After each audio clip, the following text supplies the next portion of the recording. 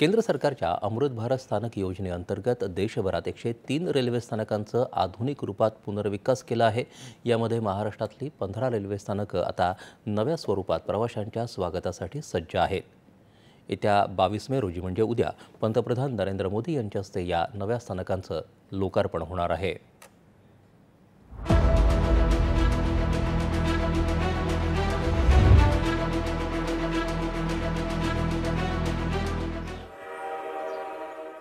देशात प्रवाशांचा रेल्वे प्रवास सुखकर, सुरक्षित आणि आधुनिक व्हावा यासाठी रेल्वे मंत्रालयानं डिसेंबर 2022 मध्ये अमृत भारत स्थानक योजना सुरू केली। या योजनेतून देशभरातील 1318 स्थानकांचं एकात्मिक वाहतूक केंद्रात रूपांतर केलं जात आहे। योजनेअंतर्गत मध्य रेल्वे विभागात 12 प्रमुख स्थानकांचा पुनर्विकास पूर्ण झाला आहे। या स्थानकांवर अत्याधुनिक तिकीटघरं, स्वच्छतागृहे, प्रतीक्षागृह, उद्वाहन, रॅम्प, डिजिटल सूचना फलक, ऊर्जा कार्यक्षम यंत्रणा अशा विविध सोयी सुविधा विकसित करण्यात आल्या आहेत। अमृत भारत योजना के तहत देश भर में बहुत सारे स्टेशनों पे पुनर्विकास का कार्यक्रम किया गया। इस पुनर्विकास में बहुत सारे इसके स्तंभ हैं, जैसे कि इतवारी स्टेशन पर लगभग 12.5 करोड़ रुपए की लागत से बहुत सारे कार्य हुए हैं, जिनमें सर्वप्रथम स्टेशन का जो मेन फसाड एरिया है, जो उसका लुक है, उसको चेंज किया गया है।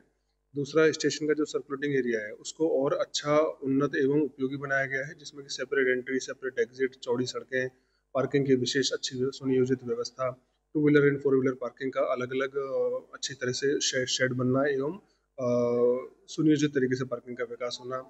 उसके उपरांत स्टेशन पर प्लेटफॉर्म्स एंड प्लेटफॉर्म शेल्टर्स का विकास होना। इसके अतिरिक्त अच्छे प्रकार के retiring halls, dormitories, waiting halls, AC waiting hall, paid AC waiting hall, इस तरह की चीज़ों का विकास किया गया है। मुंबईच्या उपनगरीय रेल्वे स्थानकांमध्ये चिंचपोकळी, माटुंगा, वडाळा रोड आणि परळ स्थानकांचा समावेश आहे। ठाणे जिल्ह्यातल्या शहाड स्थानकाचं रूप पालटलं आहे। 8 कोटींपेक्षा अधिक खर्च करून या स्थानकात रॅम्पसह फलाट जोडले गेले आहेत।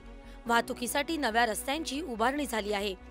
आता सुविधा म्हणजे भरपूर झाल्यात, लाईट्स वगैरे सगळं, पाण्याची सोय, टॉयलेटची सोय, नवीन टॉयलेट्स आहेत। पहिल्या टॉयलेट्सला एवढी सुविधा नव्हती, आता जेवढे टॉयलेट्सला सुविधा आहे, लाईट्स आहे, प्रत्येकडे फॅन आहेत, तर प्रवाशांना त्रास नाही होणार असं पूर्ण।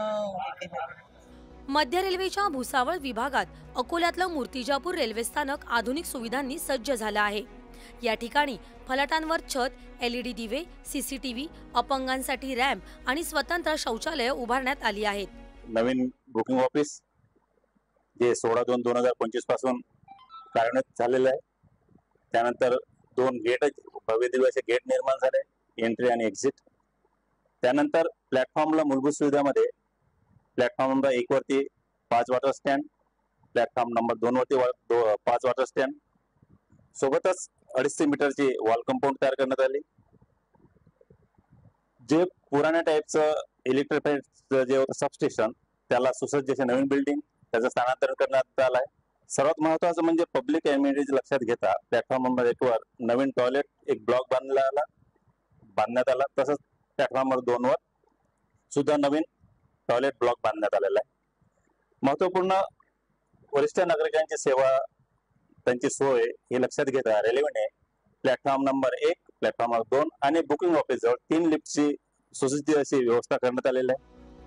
धुळे, लोणंद, देवळाली, केडगाव, सावदा, लासलगाव या स्थानकांचाही कायापालट झाला असून नागरिकांसाठी अनेक सोयी सुविधा उपलब्ध झाल्या आहेत। पहिले केडगाव स्टेशन आणि आत्ताचं केडगाव स्टेशन याच्यामध्ये फार जमीन आसमानाचा फरक आहे। सगळी सुविधा वगैरे व्यवस्थित झालेली आहे, पार्किंगची सोय झालेली आहे आणि संडास बाथरूम, त्याच्यानंतर वेटिंग रूम वगैरे सगळं व्यवस्थित केलेलं आहे। नवीन ढाच्याप्रमाणे सगळं निर्माण झालेलं आहे। नागपूर विभागातील चांदा फोर्ट, डोंगरगड, सिवनी, खामगाव आणि नेताजी सुभाषचंद्र बोस इतवारी स्थानकांचाही यामध्ये समावेश आहे। ही स्थानकं आता केवळ प्रवासाची जागा न राहता एकात्मिक सुसज्ज वाहतूक केंद्र बनली आहेत। रेल्वे स्थानकं ही कोणत्याही शहराची ओळख असतात। अमृत भारत योजनेमुळे ही ओळख अधिक स्मार्ट, स्वच्छ आणि प्रवाशांसाठी सुलभ झाली आहे। या नव्यानं साकारलेल्या स्थानकांचं 22 मे रोजी पंतप्रधानांच्या हस्ते लोकार्पण होणार आहे आणि त्यानंतर सुरू होईल नव्या भारताच्या रेल्वे प्रवासाचा अमृत काळ।